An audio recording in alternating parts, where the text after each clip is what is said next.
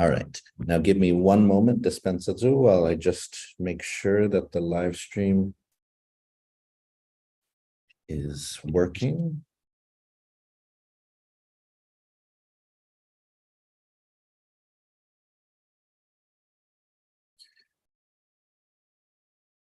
Okay. Oh, it looks like we are live. Hungan, Enigi. All right, Maulik. Half a day, todos hamzu guanau hudzong. Half a day. Estigun otro episode Fanachu. This is another episode of Fanachu. Guahui host Midzutatlo si Michaelu Handovakwa. And I'm very happy and humbled to have with me today a family, the Muña family, which will be sharing their struggle and their story, sort of their experiences, sort of pushing back against hatred, discrimination, and bigotry, sort of in the United States military, most specifically the US Coast Guard. And so on Fanachu, we tell all sorts of stories, but more than anything, one of the things that we like to focus on and that we like to put out there are stories of Chamorros pushing back, that as a colonized people who have been through a lot over centuries at the hands of the Spanish, the Japanese, the United States, and in many ways, a people that have been told that we are supposed to kind of just take it, just accept it, whatever happens to us, whatever is given to us, we should just be happy about it. As they say, don't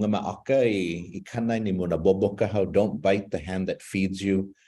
But for me, I always want to celebrate the stories of those who pushed back, of those who spoke up, of those who fought, who protested. Those are the ones who really improved our lives, who've changed things for the better. Those people who, as our guests will remind us today, they saw something, they said something, and they did something.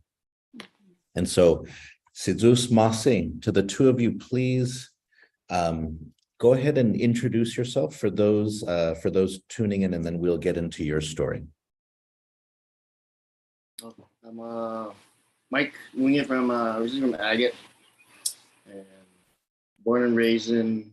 I was not born and raised in Guam. I was born in Okinawa, raised in Guam, with culture stuff like real old school growing up culture. And this is my wife, Moani. Hi, Moanike'ala, Muña.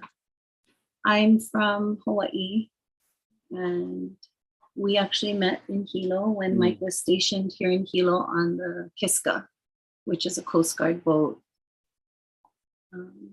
many moons ago. Sidzus Mase, thank you so much. And I love the Guam sign that you have behind you. I also love the fact that around your room you have images of elders, sort of. And so I think that that's so important, honoring and respecting those who have come before. And so if you don't mind, can you bring us up to speed? What is this struggle that you have had against sort of the US military?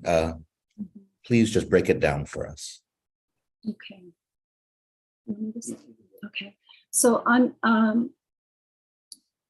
in 2019, Mike's mom had a change in her health, and she had a history of colon cancer and wasn't doing so well. So she and I went to Honolulu where she could get a higher level of care. She was subsequently admitted into Queens on April 24th or so of 2019. Mike took emergency leave to fly over to Honolulu to pick, we call her Bachan, Mike's mom. Bachan is Japanese for grandma. And so Mike flew over on emergency leave, picked me and Bachan up, took us back to Guam. And as soon as we came home, she was placed in hospice in our home. And April 26, 2019, she was placed in hospice. And that's when my son from my prior marriage, Ho'olulu, was behaving naughty. 18-year-olds do that sometimes. And I told him he needed to leave. We've had a long discussion. You'll see some of this in the writing. We don't hold anything back. Everything is completely open to the reader as far as our personal lives. So anyway, Ho'olulu was kicked out and Ho'olulu moved in with Mike's command master chief. Now, what was happening around this time is Captain Christopher M. Chase, the head person of all of Guam's United States Coast Guard, issued what we are referring to as a code red from the movie A Few Good Men. That movie with Tom Cruise where he says, "You can't handle the truth." That movie. So Captain Chase issued a code red against Mike, and every single person under Captain Chase started a relentless attack on our family. Just relentless, brutal, daily for 3.5 years now. Mike finally retired August 1st, 2022, and he retired honorably. He has 100% VA disability. 70% comes from the PTSD he acquired as a result of these hate crimes that they committed against him. He has no history of mental health issues of any sort prior to this happening. But I hope what we'll be able to show people is that the United States government, the United States Coast Guard, and their supervisory body, the Department of Homeland Security, were totally okay with Mike being treated this way, and with our family being torn apart, and with all of us being treated this way. They signed off on it, they approved it, they said, you deserve a lot less than what our white counterparts say, what our white counterparts deserve. And you're gonna have to excuse me because this stuff is really emotional to talk about. It has the one thing that I've cared about in this world has been my family. I didn't have much growing up in my home. And so building this family that we had, a blended family. Mike has one baby from Mama Jen, or Joshie, and I have 4 from my previous marriage. And we were doing our best to raise these kids and take good care of his parents, who fully deserved our 100% attention. And instead, for the last 3.5 years, we've been dealing with terrorism committed by the United States government. The United States Coast Guard, the Department of Homeland Security have terrorized us on a day-to-day basis. To the point we even had helicopters hovering over our house the day after I went public. 2 days in a row, multiple helicopters over our home, directly over our home. And we have a choice to either be so terrified that we're not going to do anything, or we're going to be galvanized. And our family is galvanized by this. We are more unified now than we have ever been. We are more together, I think, as a direct result of the amount of stress that this has put us through. We're trying to come together and say our story and make sure this doesn't happen to people in Guam, the families, know what has happened, because it might be going for their families too, and their loved ones. Especially those in the Coast Guard, especially the indigenous people, brown, Black, our LGBTQ plus family and friends. Anyone that is at increased risk of being discriminated against, you can count on it happening in the US Coast Guard, and you can count on them hiding it. The way that they hid it from us, very specifically, is on June 13th, 2019, Mike filed an anti-hate harassment incident. And the acronym for that is the AHI, AHHI. And so again, that stands for anti-hate harassment incident. There was a no hate act, something like that, I think put in place by Bush, President Bush. I'm not sure which one of the Bushes. But anyways, that anti-hate harassment incident, the investigation was completed by Grant K. Rudder, a lieutenant who was under the command of Christopher M. Chase, the captain. Mike has never heard the results of that investigation, ever. 3.5 years now. Mike filed a civil rights complaint in July of 2019 because the AHI didn't stop them. The civil rights investigator was Casey Wagner. And Casey Wagner did her entire investigation and wrote up her report in less than 3 months. And it resulted in a 692-page report. When she was done with her report, she returns it back to the Coast Guard. She doesn't make a determination of who was at fault, if Mike was discriminated against or not. What she does is she takes all of her information, her 692-page report, and gives it back to the Coast Guard. So what the Coast Guard did is they said, okay, we'll only look at what Mike says, and we're going to say that he didn't provide any evidence. Mike provided 200 pages of evidence, 133 items. And I've attached it into that new file I just sent you. But if they don't want to be accountable, they won't be accountable. It's their system.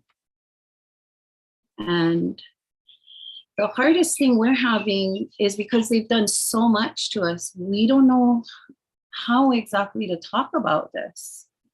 You know, what do we say happened? I don't have a legal degree. This has been like, we're just trying to keep our heads above water.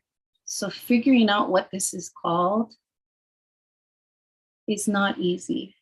Not at all. Like, There's we a lot know of it's things that coercion. happen, yes. We know they took about $1,000 from Mike. We know that they obstructed justice because they then hid a negative page 7 that they weren't even supposed to issue him, but they issued him after having threatened him for it. You know, I don't know what all the crimes are that they committed. So anyway, the civil rights, they said Mike only provided subjective evidence. Subjective? Not objective. Subjective. Feelings. He only provided his feelings. So when that didn't work, all this time Mike was just trying to get them to stop. Please just stop doing this to my family, stop doing this to me. So he filed the AHI, the civil rights. He filed 4 Article 138s, which we had learned that that's a way that you can let the military know that you would like to be heard, that you have been getting harassed or whatever it is that's going on at work, and you've tried to speak with your command, but your command isn't responding appropriately. So you can file an Article 138. Article 138 is also called Request for Redress. And what a member in the military does is they write up this document, provide whatever proof, attach it to it, and then you submit it to whichever commanding officer is nearby. So Mike made 4 of these. There's only one commanding officer in Guam, and that is Christopher M. Chase, or at the time there was only one. So Mike would have had to go to Honolulu or somewhere on Turtle Island, continental America, to be able to give it to anybody else. He ended up giving it to David Stone. My officer in charge. Yeah. He gave all 4. They're also uploaded. And those 4, one of them was to, I think 2 were to Captain Chase. One was to Rear Admiral Kevin Lundy. And the final one was to Commander Romualdus Chenberg. And those were denied by Captain Chase, all 4 of those, shortly after, in August of 2019. Mike then went and made a Department of Homeland Security Office of Inspector General complaint. So the acronyms for those organizations, Department of Homeland Security is called DHS, and Office of Inspector General's acronyms is OIG. So Mike contacted the DHS OIG and filed a formal complaint in August 2019. Didn't hear anything back, so he went to Congressman Michael San Nicolas and asked his office for help. What San Nicolas's office did is they called the Coast Guard Congressional Liaison. When they called the Coast Guard Congressional Liaison, it informed the Coast Guard that Mike had filed an OIG complaint. When they became aware that Mike filed the complaint, they got a hold of the complaint, and Mike was sent a letter. It's it's from Brianna Knutson, and she's the congressional liaison, or she's a commander at the congressional level. It is included in all of that information. But she just said, thanks for letting us know. The Coast Guard will investigate. And Mike has not heard anything since. So that's 3.5 years that Mike hasn't had any results from his OIG complaint. Wow. Yeah, nothing. I can, even just hearing about all of this and all of the different acronyms, all of the layers of bureaucracy, all of the ways in which somebody sort of seeking help, seeking redress, seeking justice can be run around, sort of turned in circles, or it's interesting because in this day and age where there's so much of an emphasis now on listening, hearing, sort of when somebody says sort of, I've been wronged, I've been hurt, this happened to me, we're supposed to be listening to them. We're supposed to be taking it seriously, but everything that you're telling me now basically makes it seem like this is a system still designed to sort of keep people quiet or make people give up, make people go away. Yes. They've specifically told us, when I say they, I mean DHS, OIG, Whistleblower Protection Unit, which is another one that Mike filed August 2019. He filed a complaint with the Whistleblower Protection Unit. Their acronym is WPU, but they're also a part of the Department of Homeland Security Office of Inspector General. And so there's nowhere to go outside of the DHS umbrella. There is nowhere to go except through them. To you guys, I mean, to the public, to just then, let people know this is what's happening. And not once did Mike act out in any way. He has been on his best behavior since. This guy is just a good guy. They try to make me blow up and, just go. 3.5 years, every single day at work, they were trying to get him to blow up so he would lose his retirement. Every single day. So tell us, actually, if you don't mind, can you tell us a little bit more about that? Because I think for a lot of people that are listening, it's, they're trying to wrap their heads around this, right? And so they were saying things, were they sort of, because I know that sort of what oftentimes happens in the military, right, is that you get certain types of duties so that you can, to kind of remind you who you are or where you are, and so can you tell us more sort of, Mike, about, what was the type of treatment that you were receiving? The type of treatment is usually when another command comes to your station, they let people know that they're coming down and all that. And since these out guys, of courtesy, out of courtesy, that when they were, especially a captain, so, and his entourage, the commander, lieutenant commander, the command master chief, it's a courtesy to let everybody know that, hey, they're not going to show up and surprise, the other enlisted members and all that. So the enlisted members can be fully ready to receive. So since they were doing that against me, they were just showing up, you know, the wives of the spouses, you know, they're also commanders, come down there, and you know, I know what happened already.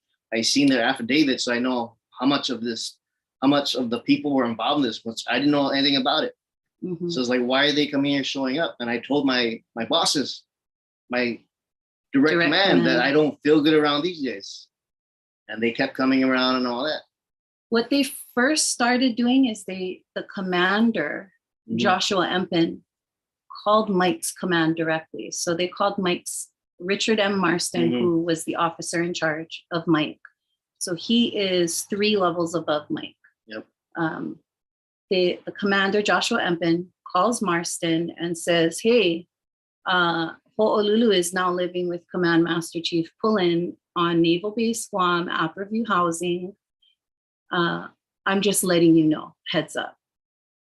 So that's how Mike hears that all the way up commander of Sector Guam is aware of our son's situation and is not intervening on our behalf, on Mike's behalf, to say that the Command Master Chief is illegally housing my son. Command Master Chief Pullen and his wife refused to call us back. Yeah, they didn't even talk As to us. parents, we called them. I called them up. I left a message. Nothing. Nothing. It took one of Mike's old chief to tell him, hey, you need to give Mike a call and hear his side. And that was maybe weeks later. And it was a quick call. He didn't care. Yeah, this is during one of his hospice care, trying to take care of my mom, you know, just trying to be together there with the family, be together as one. Mhm. And it's hard when you have a freaking sector commander, all these officers We're calling working daily. on my command, working on me. They made 18 requests for Ho'olulu's passport, birth certificate, social security card, and any documentation that Mike had regarding his permit, driver's permit. Mike's not his parent. Mike has never been in control of those documents. If they, like when the documents were in our home, I was in control of them because I'm his mommy, you know, like he thinks of Mike as his dad, as his paternal figure, but the way they went about it, they were badgering Mike and only Mike. I made myself available. I contacted Mike's command and said, this is my number. This is what's going on with Ho'olulu. This is the phone number for his dad. This is the phone number for his grandmother. This is her address. These are the relationships he has with these people. It just. And then after talking to them, because they kept talking to me, like the sector commander calling you, the lieutenant commander's calling them about their documents. I'm talking to my command, Martian, my chief, is like, I told you guys I'm on emergency leave. My mom is just dying right now. I got to take care, make her last days of her life, you know, enjoyable and all that. We know that, you know, she knows that, you know, she's dying, you know, she doesn't have much time to live. And then after just talking about it, they said, okay, we're not going to talk anywhere. We're going to, you know, when she passes, you know, we're going to make her go into her new life and all that. And then we'll talk to you about it later. We'll talk to you about it later. Ho'olulu's documents. Yes. So the following day, my mom had enough energy so we can go bring her out with the grandkids. So there we are, brought her out. The grandkids were painting planter boxes and all that. She's painting it too. So and then we're going to plant seeds and all that with the grandkids. That way, when the seeds flower up and grow, then, you know, it's a remembrance of her, of the fun times that we had and all that. So while we're out there that same day, outside, I get a text from my chief saying, Fairchild. Yes, Fairchild, that Logs Cox is asking for his documents. Again, I was like, we just went through this yesterday that, you know, you guys are not going to bother me. And still to this day, you know, it's still mentally there because, you know, when you're there for your parents, you're trying to make this, the hospice care and your time with your mom and your parents, you know, last, you know, but then that always triggers it, comes up. Because what do we do here, you know, in Guam locally? You celebrate their anniversary rolls or you celebrate their birthdays and all that. But, you know, celebrating their new life and all that for me it's hard because that's when they started doing all this stuff to me and my family. So. Yeah.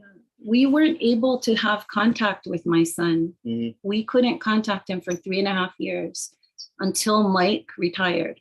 It was not safe. They weaponized that relationship tragically because my son's been alone in this, thinking that he created all of this, thinking that he Mike's gone to the hospital numerous times, near death, because he's had chest pain.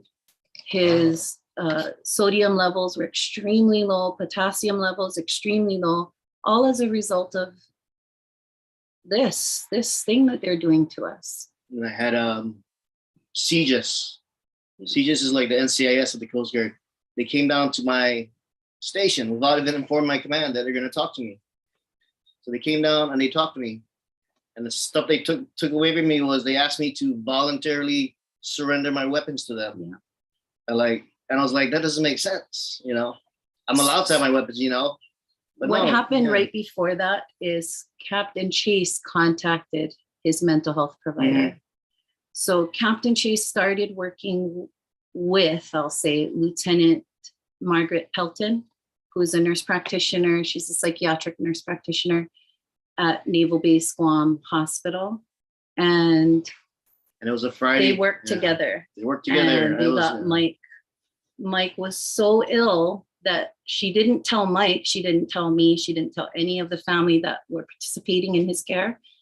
She only told Captain Chase. So even Mike's command didn't know that Mike was so ill that he had to immediately leave Guam for Honolulu.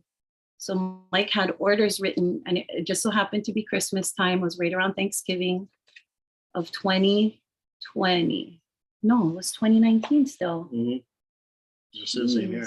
Yeah. I had transient orders to go to Honolulu all of a sudden. And it was a Captain Heiderscheit out of Barbers Point. And he's a flight physician, surgeon or something. Yeah, flight surgeon that, you know, we talked to like in Guam when like there's boat accidents where we have to talk to the flight surgeon.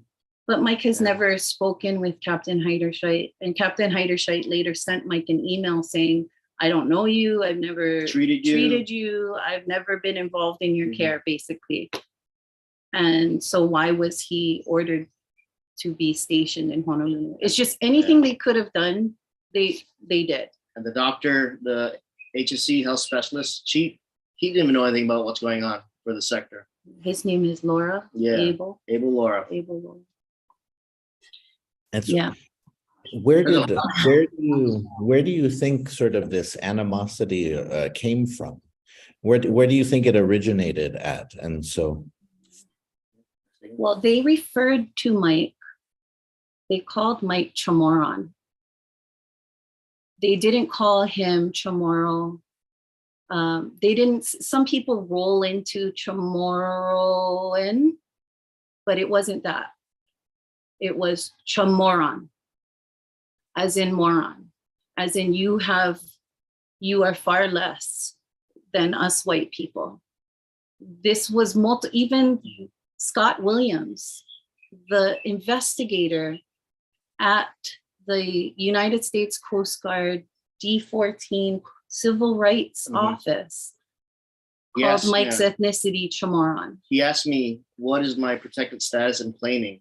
So he asked me, but he ended up saying, are you Chamoron? I was like, excuse me, what'd you just say? And he goes, are you Chamorro? I was like, why would you call me that? I find that, I told him straight up, are you comparing me to a Chamorro and a moron? Why would you ask me, what my protected rights are? And then freaking tell me straight up like that. And I was just. I don't know where the animosity came from. Yeah. Other than a while back, Mike had downed all the boats at their small station, Apperview. And it was so important to Captain Chase, and this is before any of this happened, that Captain Chase wanted to speak directly to Mike. He didn't want to speak to Mike's command. Who was the guy that was in charge of that? Informing Captain Chase? This is the EO. We have another engineer officer at that time. So I speak to him about the boats because I'm the one heading the mechanical side of the boats, the SAR boats. So if we down a boat where it's not fully mission capable, then the commandant will hear about it. And because we're missing one part on the boat, I can't operationally fit that boat, for fully mission capable to go out there in the surf and, save lives or whatever, because it's not trustworthy, Someone might get hurt. Someone might get hurt, whatnot. So I was called over to Captain Chase's office to speak to him. And all that. And I was telling him that we don't have the parts. We're in Guam. It takes a while for the parts to get there. So he told me, all right, then, you know, and he, I don't know if he jokingly said or whatnot, he said, I'm never allowed in his office.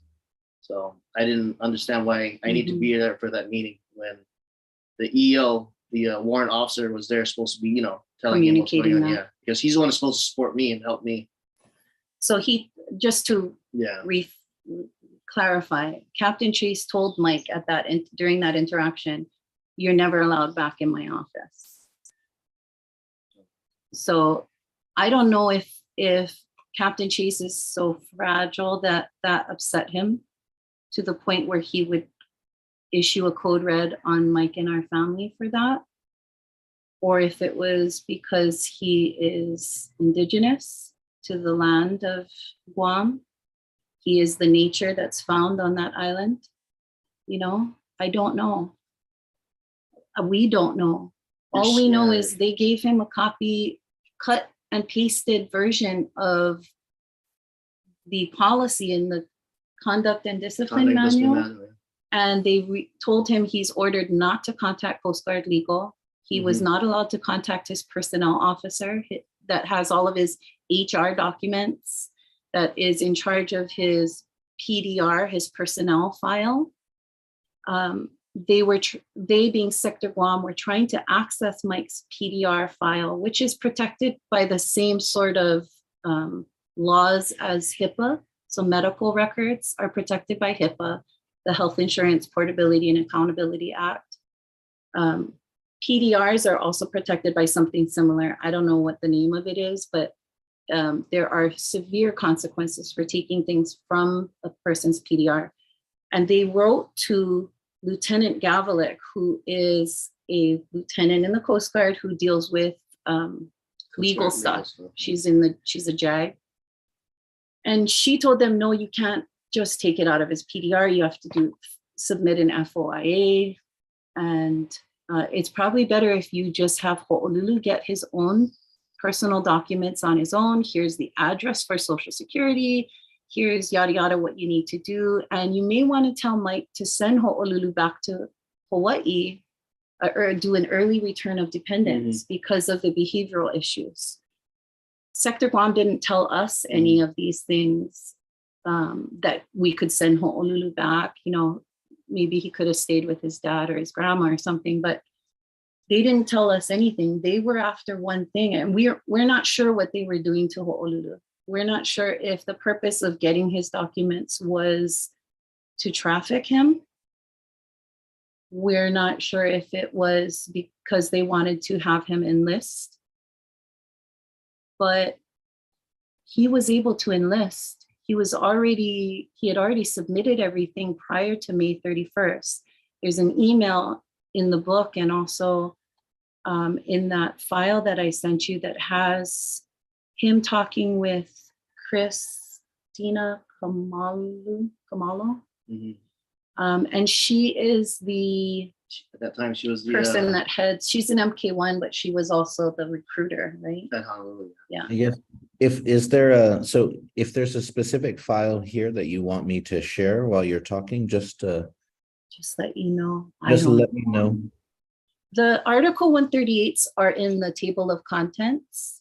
Those are just the enclosures. I guess I didn't put it in the correct folder, but it's if you scroll down, you'll see table of contents as a folder. No, you don't see it. The index? No, let me try see if it might be up there. Could you try go up a little bit? There, table of contents. Yeah. And double click that one. And which one are we looking for? So I just put everything. I'm trying to just put everything, make everything public because we can't wait for justice anymore. We have to let people know that this is the Coast Guard and Department of Homeland Security have you use their systems because they're in control of their systems. They have him use the file in AHI, file the Article 138, file the civil rights, file an OIG, file a whistleblower protection unit complaint, and they're in charge of all of it. Yes, I think going through and so you've prepared a whole bunch of documents and stuff, and going through the drives, I found even some memes. I found this one Yes. from Yes. W.E. Du Bois: "A system cannot fail those it was never built to protect." And I think that's an important thing to remember, is that a lot of the systems that we live and struggle with today were not built to support or empower or protect the majority of the people, in the United States, especially those who are not white. And so that means then that you have to change the system. You have to kind of, but yeah, so if there's something in that Yeah, if we can go over talk 34. Okay. And I just want to do a compare and contrast. So talk 34 is the email that Colt Fairchild, Mike's XPO, sent to him. And he included a link, but the link is password protected. You have to know like your employee ID number, and you have to have a password that specifically works with this portal. We didn't have access to that. But I love libraries, and I've lived most of my life in libraries. So a lot of the walls that they put up for us, I was aware of how to go around them and how to find these documents in other locations. So I was able to get a hold of this. This is what he's saying that he's sending, is the discipline and conduct manual. But what you'll see if you go over to talk 732, yes, there are 732 pieces of evidence that we provided to the investigators, and yet nothing. So this is the highlighted areas showcase what was included in that email that was sent by his XPO, Colt Fairchild. And you'll notice they include 2E, 2E1, 2E1A, 2E1B. And if you scroll down, you'll be able to see all the things they miss.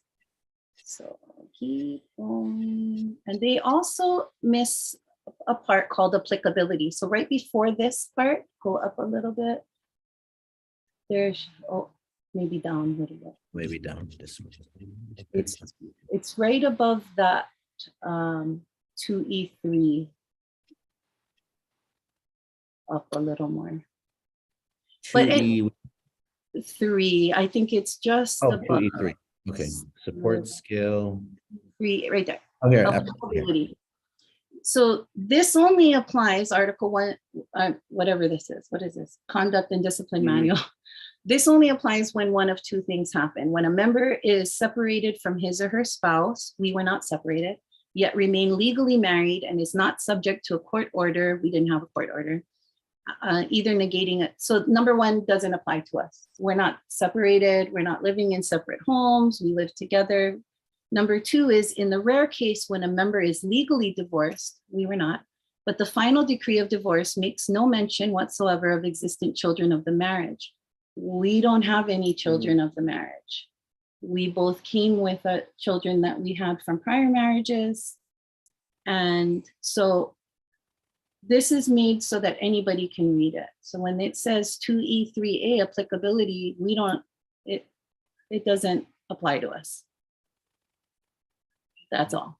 It just never applied to us. And if you go down more, you can see where he copy and pasted the support scale saying that Mike has to pay. And remember, they blocked him from seeing Coast Guard Legal.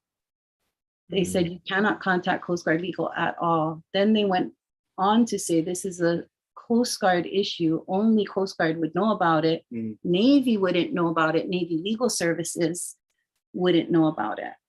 But you can see easily by just scrolling what they copy and pasted, making it look like Mike owed 16.7% of his base pay. Which was ordered to pay in because I was given a negative page 7. To Ho'olulu, his adult, able-bodied stepchild. I mean, Ho'olulu owned his own business at the time. He would buy things for people at his school. He had a website. he is a very capable young man, and he was not in need of anything. He would get $399 from my Social Security. Because he turned 18, those checks went directly to him. It didn't come to me anymore. And so I just. And my mom went to. Oh, they said my money doesn't matter. Yeah. Social Security doesn't matter that he's getting it. It has to be from. It has to be from me. I was taking care of my mom with medical bills to pay, the flight bills and all that. That have to come out of my pocket. And those are in there too. Yeah. In like the 20s, top 20s. But also, one thing to note about this conduct discipline manual, there's also saying there that the Coast Guard shall not act as a court in this matter. Yes. And that's what they're doing. They were acting in by court. Ordering him to pay. This thing doesn't pertain to me, but yet they copy and paste it to make it look like it pertained to me. But yet, on the same manual, it says the Coast Guard shall not act as court in that. Yeah. And they did. So you'll see that also in this conduct and discipline manual. It's the part that they conveniently left out. Yep. Wow. But they do include saying what they need to do when they get a complaint that a member is not supporting his or her dependents. And for Mike, his dependents would be me. And at the time, it was all of the kids except for Hiva, because Hiva was older. Yeah. So it was Joshi all the way down. And what? I'm losing my train of thought. Sorry. No, but just doing the how they made everything look like it was my fault. This manual applies to me. Yeah. When it applied to them that they're not supposed to act in court in this matter, and they did. And I was just trying to figure out where you guys getting this, thing from that I have to pay. They repeatedly said, and you can go to Talk 28. The command lied under oath, and I included all of their testimony in that folder. F2 through F8, I think, are all of their testimony. But in this, there's an email, I think on the second or third page. And the email states, Amy Correa, who's a lieutenant for a civilian component within the Coast Guard. She states a dependent is a child until they're 18 and graduated from high school. And so all of the command lie under oath saying that they were advised by this extremely brilliant lieutenant who works specifically in these matters, that she's the expert in matters of child support to an adult able-bodied stepchild who hasn't yet finished high school. And she's saying that Mike needs to pay child support. She is not in any position to say this. She goes on later, I think it's like page 15 or 16 of this. It's 12. Sheesh. A little bit up. A little bit more, and then right here. I realize I probably sounded like a jerk in my last email. I don't want to appear that way. You can find information on support of dependents in the Discipline and Conduct Manual, Commandant Instruction Manual 1600.2, Chapter 2E. The advice I gave in a previous email that you seemingly received a copy of was my interpretation of a minor being anyone under the age of 18, or if over the age of 18, still in high school. Guam might have additional stipulations. This I am unfamiliar with. So basically, Korea is just saying, I don't know what I was saying. I don't know what I was talking about. I probably shouldn't have said anything. It was just my interpretation. My bad. And even though this information was included to all the investigators prior to, if you go up a little bit, you'll see what date she states she sends this email.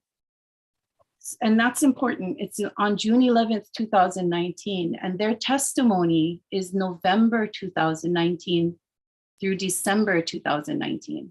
And they say the whole time that they do their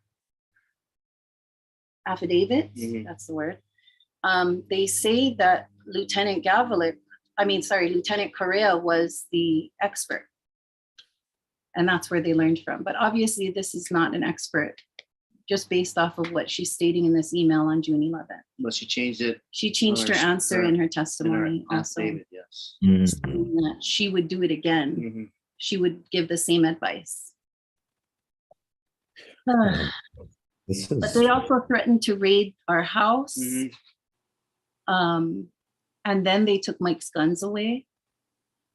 We had to put in the CCTV cameras all around the house to make sure. Why would you want to take away, my weapons, other than the fact that something is gonna, go down? Especially after saying they're gonna raid our home. Yeah. They threatened Mike's career. They said he wouldn't make chief. wow. They gave him a negative page 7, then they made it disappear. We have it in here as one of the table of contents items. So basically what I did is for every year that this continued, I wrote a timeline. And the timeline, I think you have the 2019 timeline. The timeline just tells you what happened and what we're basing it off of. I think you might have to go back and, yeah, there we go. So that's, first one is the timeline. And it tells you Mike took emergency leave on April 23rd, 2019. So 4.23 means April 23rd. So I took emergency leave to care for my dying mom. The reference for that statement would be talk number 3. April 26, mom was placed into hospice care, talk 31. My wife, Moani, told her 18-year-old son, Ho'olulu, H-O-M, that he could no longer stay at our home. I mean, it just goes down day, and it's very easy to follow. So I made a timeline for every year. I also made a more verbose or wordy timeline, but we called it a narrative. And then we also had the table of contents, which is this.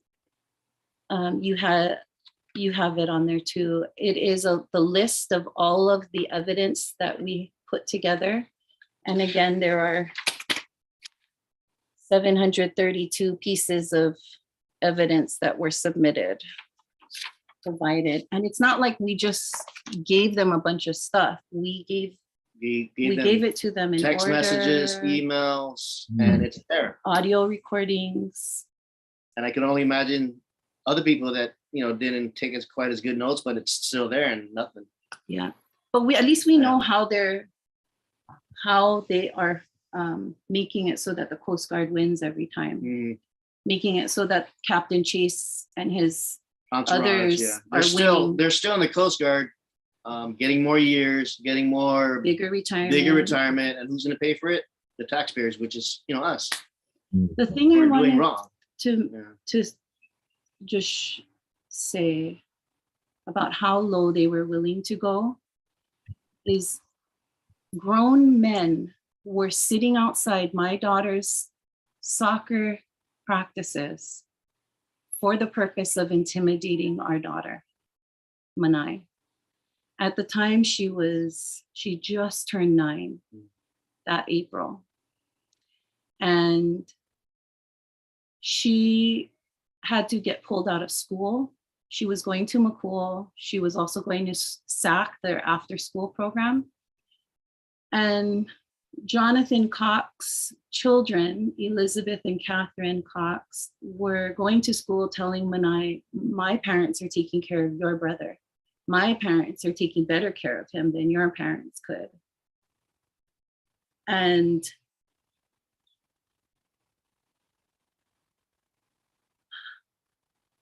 why would you bring your kids to get, with kids involved? So on July 18th, 2019, we met with Captain Chase.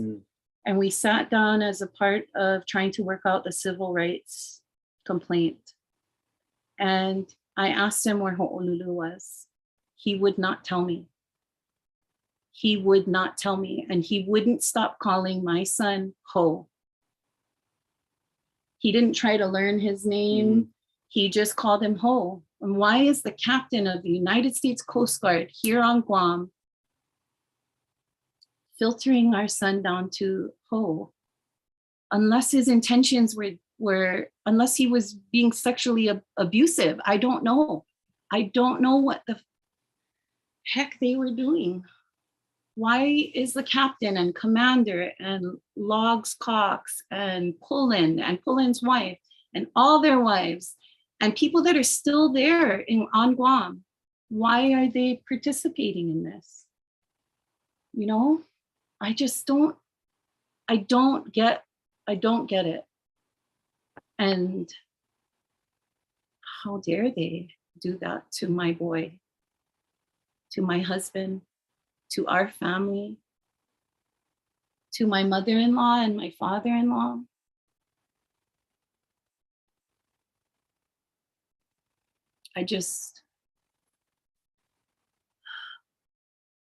We have to let other people know, because other people are in danger. I feel like all of our islands are in danger because of what the military is doing. Currently in Hawaii, they're poisoning our water. The biggest aquifer on Oahu has been tainted with jet fuel. And no accountability. And pretty much all we're asking for is accountability. We're not asking for harm. We're not asking for anything other than hold these people accountable for what they did. You say you have these laws in place. You say they are here to protect service members. He is an honorable service member. Treated like I was the enemy. Yes, I know this is in the drive that you shared. Mm-hmm. Yeah. So I wanted to share this with everyone, and I wanted to, because it's it is terrible to hear about, sort of, after, I believe, 25 years, 25 years of service, and then sort of. You want me to go get it? It's there. It's big. His Coast Guard Golden Gate station, Golden Gate made that, and he was only there for like 8 months. 8 months. They had, And yeah. They loved him. They did that for me. They spend their own money making that. And buying all of the ribbons and the medals, and they mailed it to us here, air mail. Go ahead. Have you found other sort of families in the military, outside of those who sort of have been more harassing? Have you found support from other sort of families in the military who can sympathize with what you've experienced, or who have been through the same sort of labyrinth or mazes of bureaucracy, sort of meant to make you give up? Have you not found sort of allies? We've found community with people that we've been really close to for years. Everybody in the Coast Guard kind of knows this stuff goes on. They've witnessed it, but kind of at a distance, and not really in a position where they could see something, say something. You know, they didn't have enough to go forward with it, maybe, but this is a common thing that occurs. And we have definitely found community with the friends that we've had for a very long time. But we are afraid to make our friendship known. I am, because I don't want them being harmed. Because some of the captains that did this to us, Travis Rasmussen being one of them in Honolulu, you know, there are people that we love dearly that work under these people that have hurt us. So yeah, we found community, but we try to keep at a distance for the most part, so they don't get sucked in to this vortex that we're in. They have to, you know, live it through their families. It's the hardest thing. And I wanted to just share, because you know, you were talking about you know, the U.S. military and its impact in the islands, in our islands across the Pacific. I mean, whether you're talking about Okinawa or Guam or Hawaii, the Marshall Islands, Puerto Rico, yeah. Yes, and so I think you know, you shared some of the pictures of your family with me, and I liked this one. This is from the Moanike'ala solidarity demonstration that we had on Guam here. Yeah, we were very proud to be a part of that, to bring solidarity to our friends on Moanike'ala and to stand in solidarity with them on Guam. with everyone present. I mean, that was just fabulous. And hopefully we can have another movement like that to, I don't know, to stop them from doing this kind of stuff to us. But I think it transfers, it translates. Like, if somebody in the military that is honorably serving can have this type of racist hate crime happen to them, it can happen to anyone. It can literally happen to anyone, including civilians. I mean, what is the effect of this hate crime? What are the ripples going to be for everyone in the community of Guam? Are they going to be willing to house somebody that is in the Coast Guard? You know, or are they going to feel like maybe this isn't in my best interest to have these people here? You know, Native lands definitely belong in Native hands, and these are our ohana right here. I wanted to, no, thank you so much for sharing these pictures with me of your family. And I wanted to give sort of you a last chance to share. I know that this struggle is still going. I know even though, Mike, you've left sort of the service, you've retired, I know that the struggle is still going, that it's how many years now, and the report still hasn't been released. You still haven't seen it. I wanted to get any final thoughts from you. And also, I know that there are some people who are watching who have had similar experiences in different ways, sort of with military bureaucracy that's indifferent, uncaring, that even that in some cases people know what they're doing is wrong, but it's just the way it's always been, or, you know, why am I going to help you? Who cares? You know? And so do you have any words, sort of wisdom from your experience, for others who may face similar issues? Take exceptional notes. Document everything. Don't think you're documenting too much. Document everything, every interaction. Document your side, because they're obviously going to put their side forward. Like American history books, that's kind of like how our final agency decision is, the FAD. They will say, they will give their version of history if we don't step up and say something when we see something. See something, say something. Also, your higher ups, you think they're your best friends or whatnot. Don't trust anyone. Don't trust anyone. Don't be surprised that they turn around and all of a sudden, you know, their affidavits change, because it has. You know, we had all these. Fairchild changed his. We had all these people, you know, like they're close to you and they understand the culture of Guam, and then all of a sudden they start calling you, hey, par, you know, and you're like, oh, you know, I'm that good, you know, and then all of a sudden turn around and, you know, later on thinking that, you know, you're close to him. But then you reread the affidavit and he changed, you know, their story, and you're like, what's that about? You know, was that just a gimmick to freaking, you know? And some of these guys, they don't know. It could be from a higher up telling them what to talk to you about, how to freaking make you go beyond to do like the wrong things or the right things. And you don't know that. And they don't know that too either. And in the end, it's like, they're all the enemies. You know, you're just out there. It's just you out there all alone to stand for yourself. There are others, like we found national whistleblower alliances, but there is no active duty. There was one lieutenant at the Coast Guard Academy, and she won an award for being a whistleblower who was retaliated against. But then there was nothing. There was no accountability. And when Congress tried to do an investigation, the commandant told the Coast Guard Academy, don't participate. Do not respond. You will not participate in this active investigation.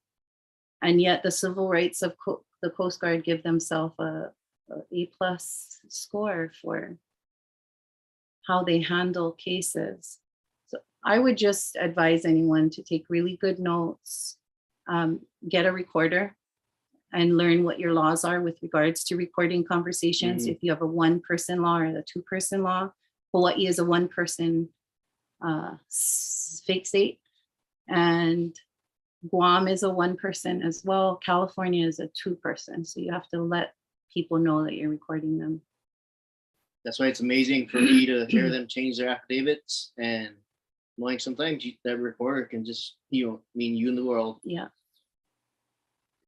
Yeah. So I think what we might end up doing is just videos going through all of the evidence slowly but surely. Like I could just read everything. It's just, to be honest, it's really hard to read this.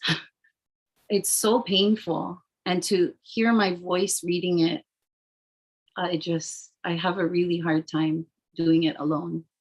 And even with our little household, it